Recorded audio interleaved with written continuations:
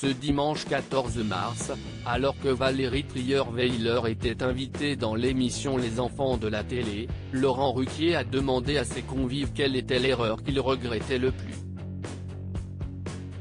Ni une ni deux, l'ex-compagne de François Hollande a reconnu qu'il s'agissait de ce tweet, qu'elle avait envoyé pour soutenir un candidat aux législatives. Pour rappel, lors des élections législatives de 2012, alors qu'un duel opposait Ségolène Royal à Olivier Falorni dans la première circonscription de Charente-Maritime, Valérie Trierweiler s'était emparée de son compte Twitter pour publier un message de soutien au candidat socialiste. Courage à Olivier Falorni qui n'a pas démérité, qui se bat aux côtés des Rochelais depuis tant d'années dans un engagement désintéressé.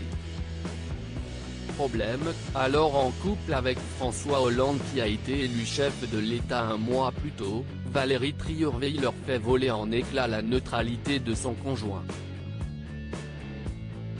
Je pense que je n'avais pas mesuré que je n'avais plus le droit d'avoir une parole propre, explique Valérie Trierweiler sur le plateau de France 2 avant d'ajouter « Je me suis excusée.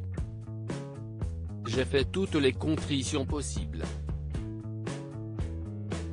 Je le dis encore, mais ce qui est fait est fait. » François Hollande, responsable de ce dérapage?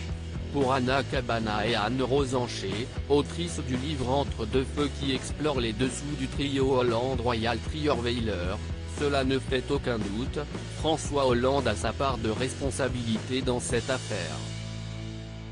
François Hollande est non seulement responsable, mais aussi comptable de ce qui s'est passé.